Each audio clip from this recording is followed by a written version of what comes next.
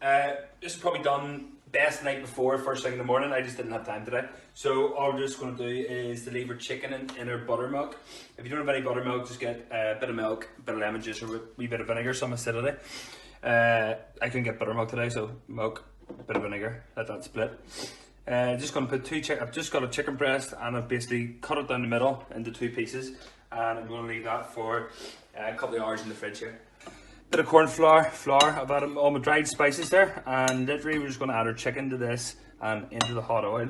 And just using, just going to do the chicken, so that's my donut, sorry, just drying it right there. So I'm doing this. I've just turned the heat down on fire, it was just set a wee bit too high. If you've got a deep fire in the house, you want to cook those donuts about 180 degrees. Mine was just sitting a wee bit too high there. But. So, literally I'm just using tongs here, just so my hands don't get messy. Once you've done this once, you're just going to go back again into the buttermilk, right? You're going to get this nice second dredge on it here. So, literally, and again, and that will just go for that one more coat. So I'll say, just do this with tongs. Do your hands like, but it's quite messy. So just do that with all your chicken. Alright guys, so literally last minute chicken. So I've got that down to hopefully about 160. Should do the job. So tongs, straight in. Make sure the metal tongs, not plastic. Just going to give that a bit of colour.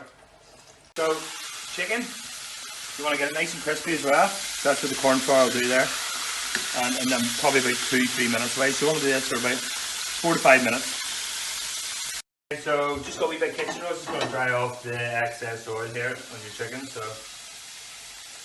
literally, say half a chicken breast and probably do one of these easily. That's just a wee huge one. Right.